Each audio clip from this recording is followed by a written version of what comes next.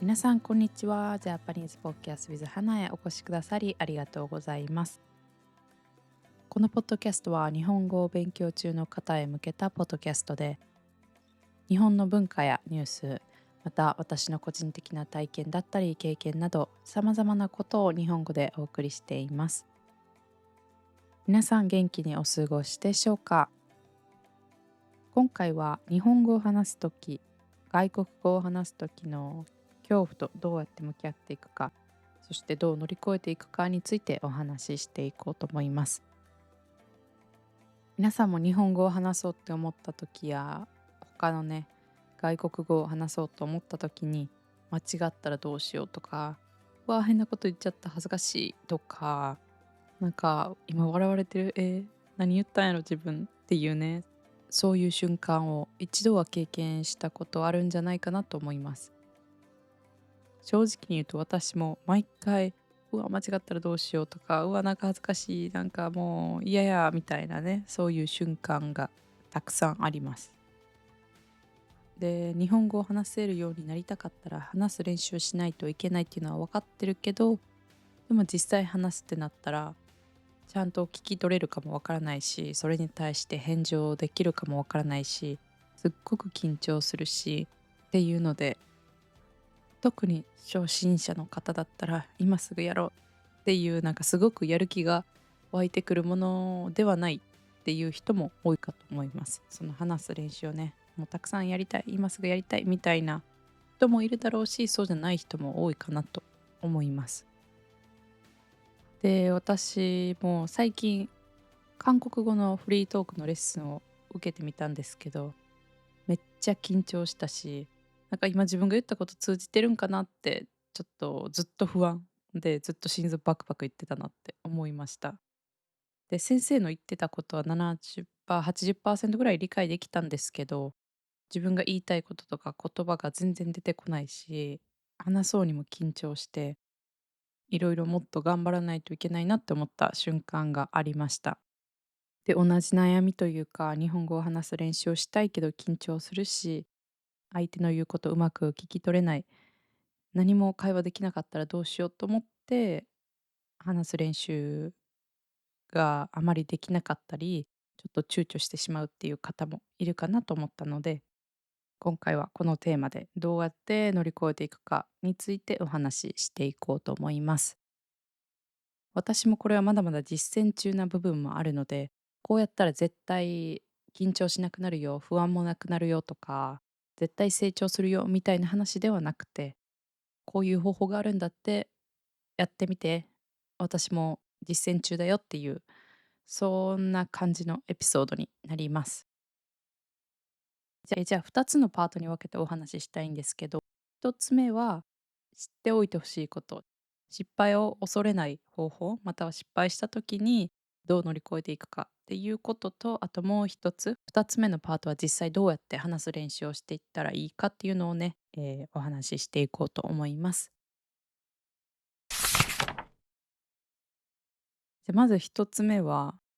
最悪の未来を想定することです。どういうことって思うかもしれないんですけど、皆さんが今これを聞いてくださっているっていうことは、日本語話せるようになりたいとか、日本語話すとき緊張するからそれがもうちょっとマシになる方法ないかなって思って聞いてくれているかなって思うんですけど、ってことはですよ、皆さんのそのなりたい未来は日本語が話せるようになることじゃないですか。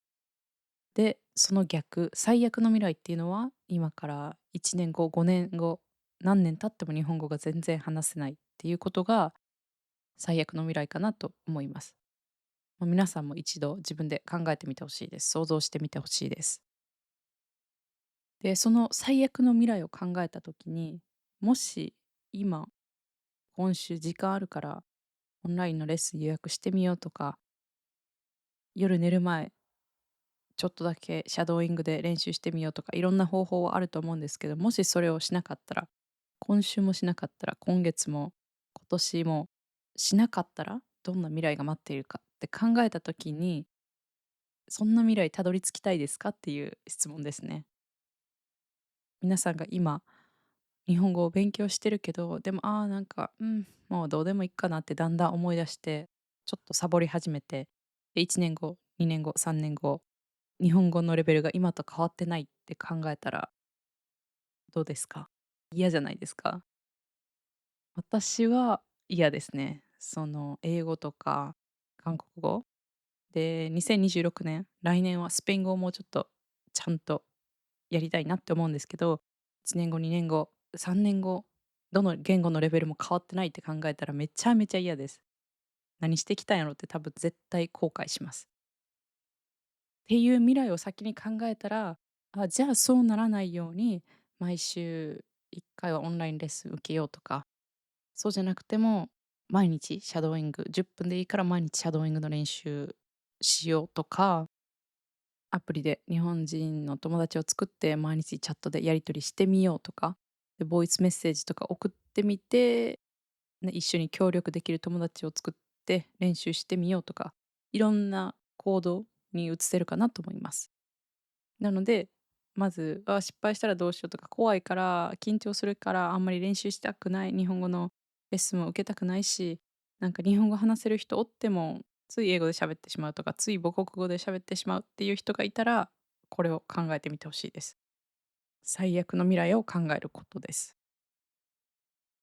で、その人間って失敗するかもっていう不確実な、漠然とした恐怖って、ものすごく大きなものに感じるそうです。なので例えば皆さんがオッケーレストランで使うフレーズをいっぱい勉強したし、自分でも何回も練習したから使えるやろうって思うけど、でもな、聞き取られへんかったらどうしようとかっていうその不安、まだ起こってもないことを考えた時に、その不安とか漠然としたものってすっごく実際皆さんが受けるであろうストレスとかよりも大きなものに感じてしまうそうです。だからこそ、もし皆さんが例えばオンラインのレッスンを受けて全然話せなかったらどうなるか、先生の言ってることが全然聞き取れなかったらどうなるか、店員さんの言ってることが全然聞き取れなかったらどうなるかっていう、皆さんご自身の人それぞれあると思うんで、皆さんが考える、失敗とか一番最悪のケースっていうのを先に考えておいたら、そうはならないやろみたいな、こんだけ練習してたら大丈夫やろっていうね、風に切り替えれるかなと思います。で、その未来を想像して、じゃあこうには絶対なりたくないから、今何練習してった方がいいかなとか、どういうフレーズ、単語を覚えた方がいいかなっていうのでね、どんどん次に進めるステップが明確になるかなと思います。では次なんですが、これは皆さん絶対やったことがあるし、私もこうしてみてってもしかしたら言ったことがあるかもしれないです。で、それは成功している自分を想像することです。で、って思いません？私も今まで、自分のなりたい理想像とか、なりたい将来とか、1年後、5年後こうなってたらいいなみたいな、こう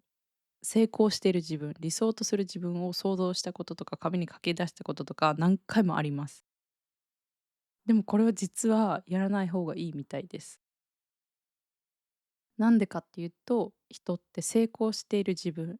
理想を想像すると行動しなくなるみたいです。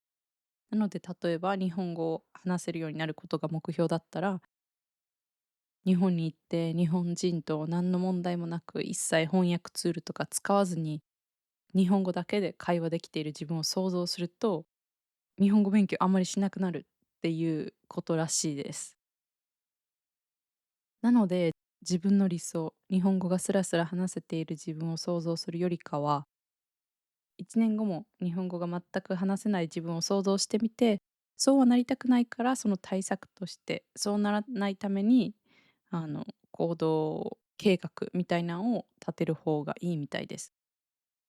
なので、成功を想像するよりかは、失敗を想像して、それの対策を立てて行動していく、勉強していくっていうのが重要みたいです。その言語の勉強だけに当てはめると、私は確かにそうだなって思いました。自分の実体験から、確かにこっちの方が合ってるかも、正解なんやろうなって思いました。で、それは私が英語を勉強していた時なんですけど、私が英語を勉強していた時って、ただただ話せるようになりたいとか、アメリカのドラマ、映画を字幕なしで見れるようになりたいから英語を勉強するっていう理由ではなかったです。私が英語を勉強していた理由は、留学したかったから、大学に入学したかったからなんですよね。で、その時に TOEFL とか IELTS っていう英語のテストがあるんですけど、そのテストでその合格基準の点数が取れなかったら、大学に出願することもできない、アプライすらできないっていう状態だったんですよね。なので、その時私は無意識にも、もし私が今英語を毎日毎日勉強しなかったら、試験でいい点が取れなかったら、大学に出願する、挑戦することすらできないっていうのが最悪の未来だったんですよね。で、私はなんかずっとそれを考えていてというか、そういう風にだけはなりたくない、絶対留学したいと思ってたから、絶対に英語のテストでいい点数を取らないといけなかったから、もう毎日毎日必死で勉強してました。なので絶対に、いや、この結末だけは避けたいっていう未来を本気で考えると、そうはなりたくないから、必死で頑張るなって思いました。必死で頑張ってたなって、知らず知らずのうちにこの方法を取り入れてたなって思います。なので、もし皆さんが JLPT とか何か日本語の勉強をしている中でテストがあるとか、試験受けるっていう場合、何か期限がある人は、その時にテストに落ちてしまうとか、日本に留学に行けない、ワーホリに行けないとか、仕事がゲットできないっていう未来を想像したら絶対嫌ですよね。そうなりたくていろいろ頑張ってるのに、その結果が、あの、欲しい未来が手に入らないってめっちゃ嫌じゃないですか。だからそうならないために必死に勉強をする。そうならないために対策を立てて、いろいろ実行していくっていうのがいいみたいだし、皆さんもね、それをやってみてほしいです。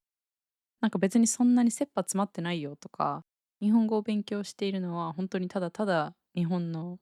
アニメ、映画、ドラマを見たいからやってるから、別にそんな1年後に C2 レベルになりたいとかじゃないから、そんな焦らさんといてっていう感じの人もいると思うんですけど、でもなんか最近思ってきたのは、どうせ同じ時間かけるなら、どうせ1年、2年、3年って勉強するなら、1年間集中して勉強して、そのある程度のレベル、B2 ぐらいとか、全部8割、9割理解できるレベルに早く持ってった方が、ずっと楽しく勉強できるんじゃないかなって私は最近思いました。なので私も今は前みたいにすっごく真剣に全ての時間を言語学習に費やしてるっていうわけではないですけど、でも確かにそうした方がなんかすぐ成長が見られるから、どんどんどんどん楽しくなっていく気はしました。なので別にそんな何か期限があるからそれに向けて勉強しているわけじゃなくても、ある程度自分で目標を決めて、それが達成できない未来を考えて、じゃあ達成するにはどうしたらいいかっていう風に、毎日のやることを決めたり、スケジュール立てて、それに沿って勉強していくのがいいんじゃないかなって思います。で、あとは、その日本語を話すのは大事っていうのは分かってるから、いっぱい話す練習しようと思うけど、でも実際間違った時ってめっちゃ恥ずかしいし、うわ、なんかもうその場から今すぐ去りたいみたいなね、気持ちにもしかしたらなったことがあるかもしれないです。あとはなんかいっぱい喋った気になったけど、思い返してみれば自分何言ってたかわからんし、相手が何言ってたかも全然わからんみたいなね、そういうこともあるかもしれないです。でも失敗は経験で、失敗から学ぶっていうのがとっても大事だと思います。言語こそ失敗してからやっとスタートというか、スタートラインに立てるなっていう気がしています。で、私は韓国旅行に行った時に香水のお店に行きました。で、その棚にね、大きいサイズの香水と小さいサイズの香水が横に並んでたんですよ。で、私は小さいサイズの方が欲しくて、その小さいサイズっていうのを言いたかったのに、冷たいサイズって言っちゃったんですよね。で、その時頑張って韓国語で話してみようっていう気持ちはあったので言ったんですけど、なんか言い間違えて、で、その時店員さんが「ん？」みたいなちょっとハテナマークが浮かんでる表情で、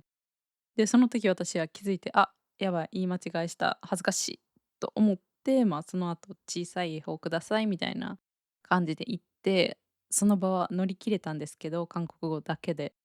でも、そのお店を去った後に、うわ、めっちゃ恥ずかしい、なんか別に大した間違いでもなんでもないけど、なんかめっちゃ言い間違えた、うわ、恥ずかしい恥ずかしいって思ったんですよ。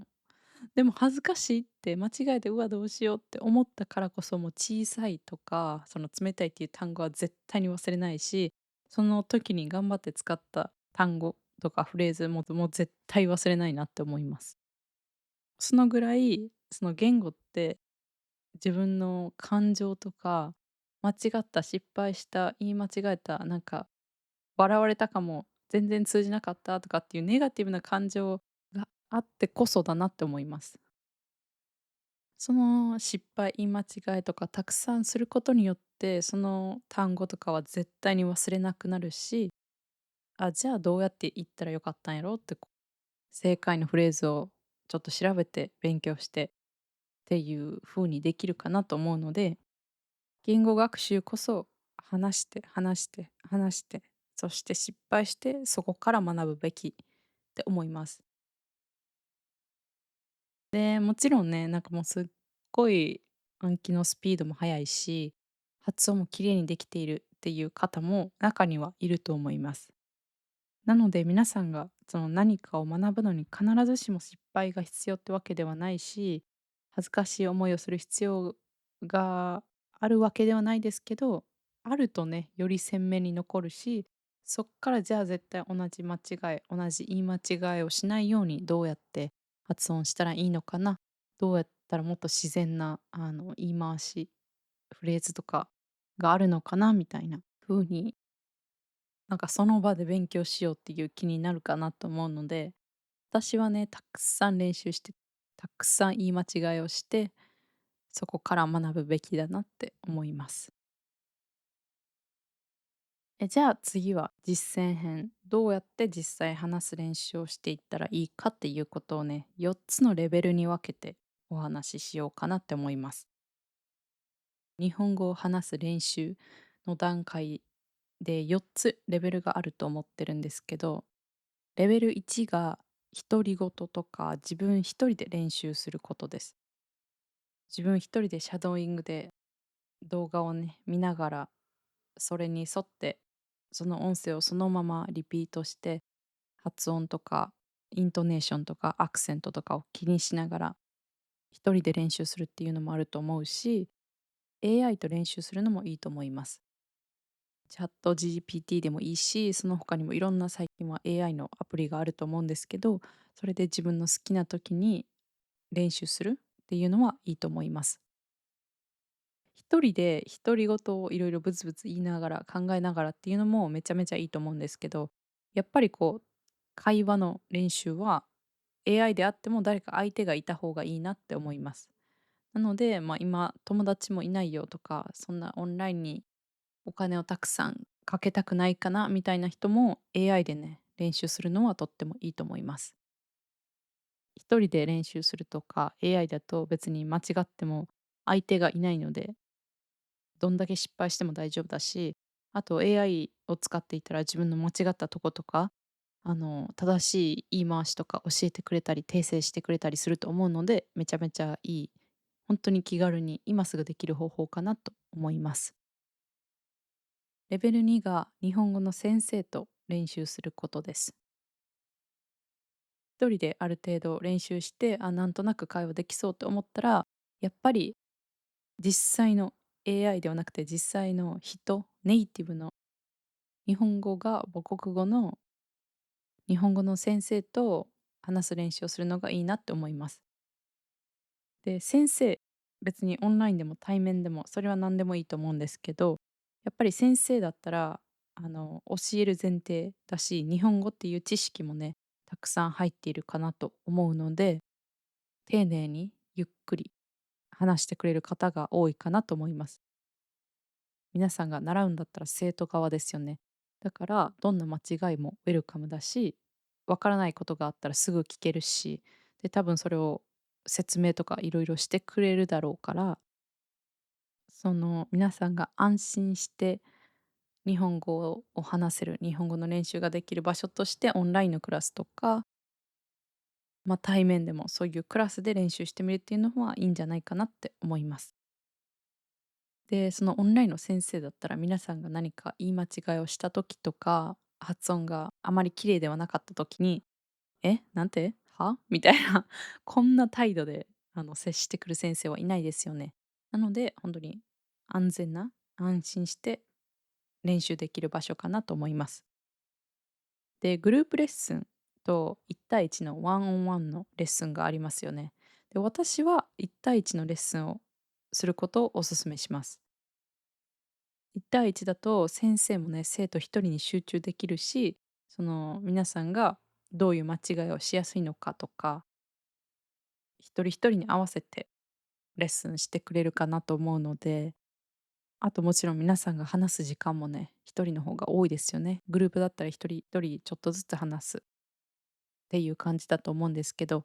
1対1だったら皆さんがね、思う存分話したいだけ話せると思うので、1対1のレッスンを、まあ、定期的にとは言わなくても、たまにね、自分の実力を試す感じでやることをお勧めします。で、次、レベル3は、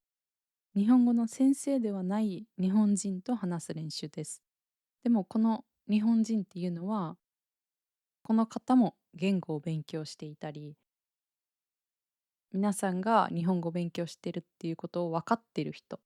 と話すっていうのがレベル3だと思います。で、これは例えばアプリ、いろんなアプリ、ハロートークとか、タンデムとか、ディスコードの言語コミュニティとか、何でもいいんですけど、お互いが言語を勉強してるよっていうので、お互いの言語を教え合おうみたいなね、そういう方と話すっていうのがレベル3だと思います。ここで、このレベルの、日本人っていうのは、言語を教えているわけではないので、必ずしもその、めちゃめちゃ綺麗な正しい日本語を使っているっていうわけではないと思います。スラングもたくさんあるだろうし、方言もあるだろうし、その人それぞれ話し方が違ったり、よく使う単語とかフレーズも違うと思います。なので、そうやっていろんな人と話して慣らしていくっていうのが重要だと思います。その言語のアプリでね、ちょっとチャットしてみようとか、電話してみようっていうのでね、練習するといいと思います。で、ここで例えば皆さんがなんか言い間違いをしたとか、発音が変だった、あんまり聞き取ってもらえなかった、うまく何も話せなかったっていう場合でも、お互いが言語を学んでる同士、理解してくれることも多いと思います。電話してみて、なんか言葉詰まって全然出てこないってなったとしても、別に相手はね、それに対してイライラしたりっていうことはないと思います。ゆっくり待ってくれるし、お互い言語学んでる同士頑張ろうみたいな感じで優しく教えてくれる方がほとんどだと思います。なので、まずはお互いその言語学んでる者同士、でも先生ではないからいろんな、なんかスラングとかもたくさん使うよみたいな人と練習してみるっていうのもありかなと思います。で、最後がレベル4ですね。それ以外の日本人と会話するです。別に必ずしも言語を学んでるっていうわけでもないし、その皆さんが日本語を勉強中っていうのも特に何も知らない方、例えば日本に旅行に行った時に現地の人といろいろ話してみる、ちょっと雑談してみる、スモールトークしてみるみたいなね、その場合がレベル4だと思います。で、ここまで来たら、あとは練習あるのみ、でもただひたすらいろんな方と話して練習してみてほしいんですけど、レベル4に到達できているってことは、だいぶ日本語を話す恐怖が薄れたり、慣れてきている方も多いかなと思います。言っておきたいのは、みんな人それぞれ話し方が違うってことです。なので、例えば皆さんがもう1年もたくさん勉強したのに、なんか日本語あんまり聞き取られへんかったなって思う場面もあるかもしれないです。でもそれは日本人もみんなそれぞれ話し方が違うし、皆さんは多分ただそのなんか話し方に慣れていなかったとか方言に慣れていなかったってだけなので、みんな話し方が違うっていうのを覚えておいてもらえたらなって思います。東京に行くだけだったら、まあ大体問題はないかなって思うんですけど、大阪に来たり、北海道に行ったり、沖縄に行ったりするとみんな方言があって、確かにもちろん日本語で90%ぐらいは一緒なんですけど、ちょっとイントネーション、アクセントが違ったり、あとはもう完全に全く違う単語を使ったりっていうこともあります。あとはその今の10代の人、20代の人、または50代、60代、70代、80代と、その誰と話すか、その方の年齢によってもやっぱりこう話し方とか使う単語フレーズっていうのも変わってきます。なので、だいたい話せるようになってきたっていう方は、いろんな方と話す練習、そういう機会がね、あれば、もし日本に旅行に来る機会とか、これから日本に住む予定があるっていう方はね、そういういろんな方と話す機会っていうのを頑張って自分で作ってみるっていうのが、日本語上達への一歩かなと思います。では最後に、日本語を話すときに気をつけてみてほしいことが一つだけあるんですけど、特に初心者とか中級者ぐらい、日本語をだんだん分かるようになってきたけど、でもまだなんか話す時緊張するなっていう方は特に気をつけてみてほしいんですけど、気をつけてみてほしいこと、やってみてほしいことは、大きな声で話すということです。で、えって何そのアドバイスって思うかもしれないんですけど、